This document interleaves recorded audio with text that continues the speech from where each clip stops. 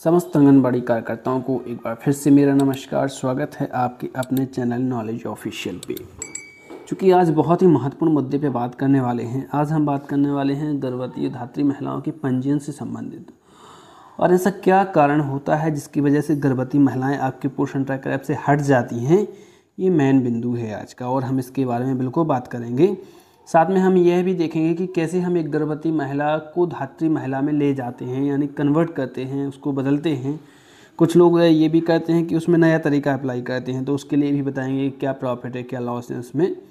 तो ये सारी जानकारी आज की वीडियो में मिलने वाली है। तो यदि आप चैनल पर पहले बार आए हैं तो प्लीज़ चैनल को लाइक कीजिएगा, सब्सक्राइब कीजिएगा और शेयर ज़रूर कीजिएगा।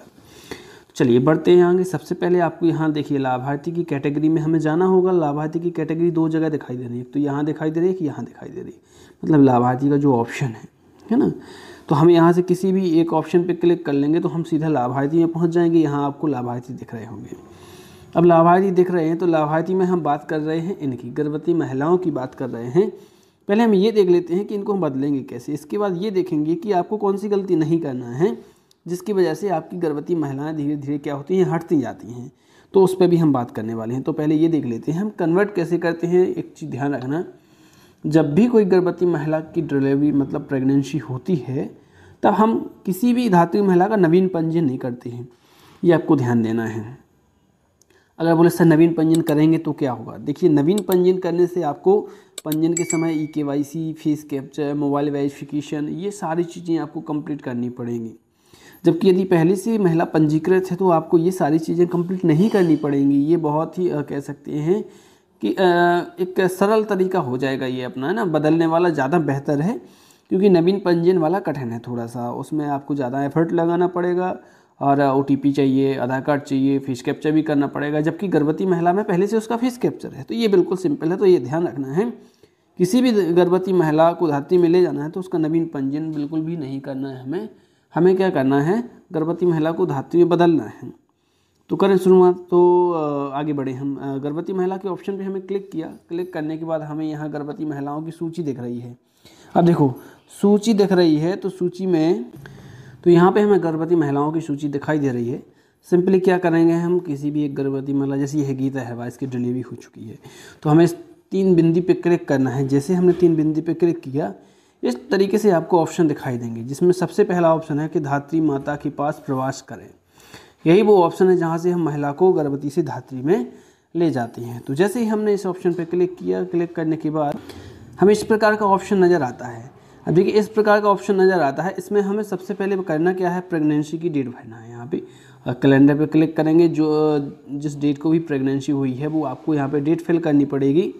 इसके बाद आपको क्या करना है, यहाँ पे प्रसव का स्थान मतलब कहाँ प्रसव हुआ है, तो संस्थागत है, हॉस्पिटल में होगा, लड़का है कि लड़की है, ये आपको ध्यान देना है। इसमें जेंडर में गलती नहीं करना है आपको, क्योंकि इसमें सुधार बिल्कुल भी नहीं हो पाएगा। तो यहाँ पे लड़का हुआ है तो लड़की में क्लिक करना है, और लड़की हुई है तो लड़की। जन्म के समय वजन कितना है ये आपको ध्यान देना है। जितना भी वजन था उसके हिसाब से वजन, और जितनी आपकी बच्चे की लंबाई थी और जन्म के समय, वो आपको यहाँ पे लंबाई फिल करनी है और आगे बढ़े के ऑप्शन पे क्लिक करना है। हम इस प्लस पॉइंट की बात कर रहे थे कि यदि हम बदलेंगे तो देखिए गर्भवती के साथ साथ जो गर्भवती है वो धात्री में तो जाएगी ही जाएगी, लेकिन उसका बच्चा भी साथ में पंजीकृत हो जाएगा। लेकिन नवीन पंजीयन की प्रक्रिया में सबका अलग अलग करना पड़ेगा, तो उसमें काफ़ी समय लग जाएगा और समस्याएं भी उसमें काफ़ी हैं। तो यहाँ बच्चे का नाम आपको टाइप करना है अपनी भाषा में। हाँ, एक चीज़ ध्यान रखना, आपकी भाषा में नाम, जो भी नाम आप यहाँ लिख देंगे वही नाम आपका स्क्रीन पर दिखाई देगा। जैसे बच्चे का नाम आपने जो लिखा है यहाँ पे, अगर आपकी भाषा में नाम इस वाले ऑप्शन पे आपने कुछ नहीं लिखा है तो आपको बच्चे का जो नाम आपने ऊपर लिखा है वही दिखाई देगा।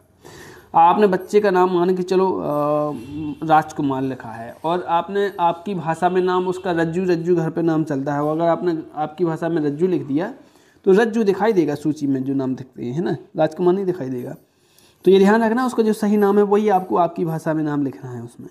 तो आप आपकी भाषा में नाम, हालांकि ये ऑप्शन देखो किस लिए आया है, ये ऑप्शन सिर्फ इसलिए आया है क्योंकि कई आंगनवाड़ी वर्कर हमारे ऐसी हैं जो अंग्रेजी भाषा नहीं जानती हैं, जबकि हमें बच्चे के नाम में आधार अनुसार ही नाम लिखना है जो आधार में लिखा है।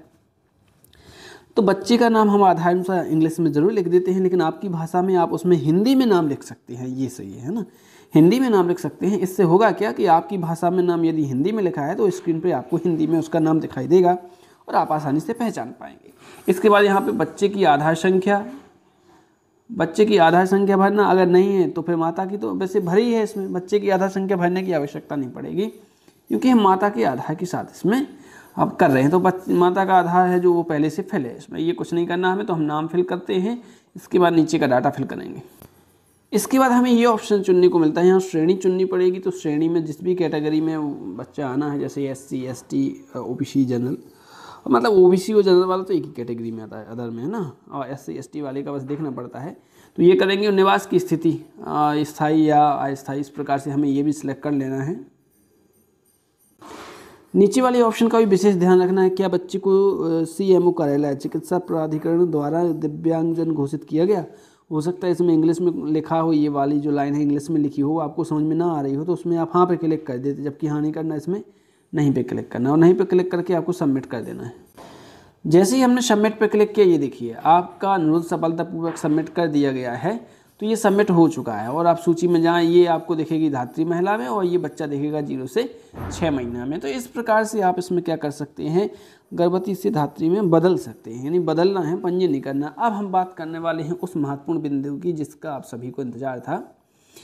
हम ये कह रहे थे कि जैसे किसी भी गर्भवती महिला का जब आप पंजीयन करते हैं तो उस समय जो आपने LMP डेट फिल की है, LMP डेट फिल की है, तो LMP डेट से 9 महीने 15 दिवस तक, 9 महीने 15 दिवस के पहले वो गर्भवती महिला को आपको धात्री में बदलना ही पड़ेगा। बाई चांस 1-2 ऐसी होती हैं जिनकी डिलीवरी 9 महीने 10-15 दिन के बाद होती है, तो वो बात अलग हो जाती है। लेकिन ऐसी बहुत मतलब ना के बराबर ही महिलाएं ऐसी होती हैं, 9 महीने तक सबकी डिलीवरी हो जाती है। तो आप लोग क्या करते, छोड़े रहते हैं, बोले सर प्रमाण पत्र नहीं मिला अभी, जन्म प्रमाण पत्र। लेकिन हम कह रहे क्या करना है भाई जन्म प्रमाण पत्र का, बताओ आप। जन्म प्रमाण पत्र की कोई आवश्यकता ही नहीं है। क्या आवश्यकता है हमें जन्म प्रमाण पत्र की, क्योंकि हम क्या कर रहे हैं, हमें तो सिर्फ नाम लिखना, तो नाम पूछ लो ना घर से। अब गलत हो जाएगा तो सुधर जाएगा, सुधारने का भी तो बताया ना, प्रोफाइल कार्ड से सुधर जाएगा बच्चे का नाम, कोई दिक्कत नहीं। खाली जन्म तिथि पर ध्यान देना है, वो गलत नहीं होनी चाहिए क्योंकि उसमें सुधार नहीं होता है। यानी किसी भी गर्भवती महिला को आपको 9 महीने 15 दिवस के अंदर धात्री में बदलना होता है। अगर आप उसे नहीं बदलते हैं तो वो महिला अपने आप हट जाती है। फिर आप कहते हैं कि सर हट गई, पता ही नहीं चला कैसे हट गई, अपने आप ही हट रही है, अपने आप नहीं हट रही, उसकी समय अवधि पूरी हो गई है। तो ये महत्वपूर्ण जानकारी थी। उम्मीद है आपको काफ़ी हेल्प मिलेगी इससे। अगर आपको इसके पहले जानकारी नहीं थी और आज जानकारी मिल रही है तो आपको काफ़ी हेल्प मिल जाएगी। तो अगर आप चैनल पे पहले बार आए थे अभी, तो प्लीज़ चैनल को लाइक कीजिएगा, सब्सक्राइब कीजिएगा और शेयर कीजिएगा। वीडियो के अंत तक बने रहने के लिए आपका बहुत बहुत धन्यवाद।